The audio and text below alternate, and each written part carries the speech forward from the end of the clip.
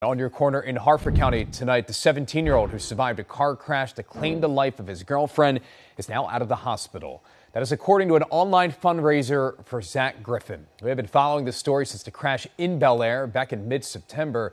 That is when police say a 39-year-old driver rear-ended Griffin's car, pushing him into the path of an oncoming school bus. Griffin's girlfriend, 16-year-old Blake Elliott, riding in that passenger seat, was killed. The 39-year-old driver's name has not yet been released. And we'll stay in Harford County. Another story out of there that WJZ has been staying on top of for you.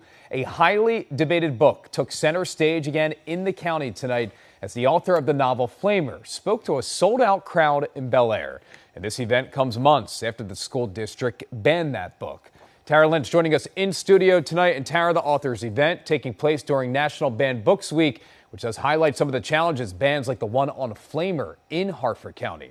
Yeah, Rick, Mike Curato tells us this book is about helping young people find themselves and deal with difficult situations. Some parents say they want their children to be able to read books like this, while others call it inappropriate.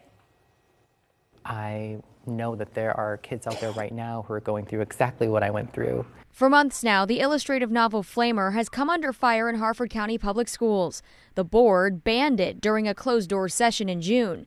The book's author says it's meant to help young people who are finding themselves. He spoke to a sold-out crowd at a book discussion on Tuesday night. A lot of people who ban Flamer don't talk about how the book is about suicidal ideation and prevention. The book and the ban has caused debate between parents and the Board of Education for months. Some argue they want their children to have access to all material, while others say some books are not meant for school libraries. I would say I'm frustrated that people are using political thoughts to guide what we are allowed to teach and learn about. There's just no room for sexually explicit and vulgar materials in a school library. I don't know how people did vote to ban a book that they didn't read.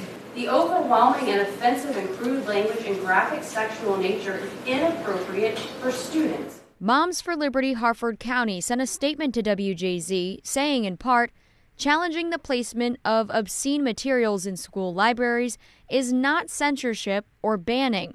It's a reasonable demand to prevent children from being exposed to age-inappropriate materials. Meanwhile, Curato says he thinks these types of bans diminish people's rights. The emphasis of the book bannings were on marginalized communities, but now that's opened the door for people to take anything off the shelf. The Harford County Board of Education has said it's looking into changing the banning process. One suggestion is allowing the board to simply restrict books based on students' ages. The author of Flamer tonight telling us all board members should be required to read and write a report on a book before banning it. Rick?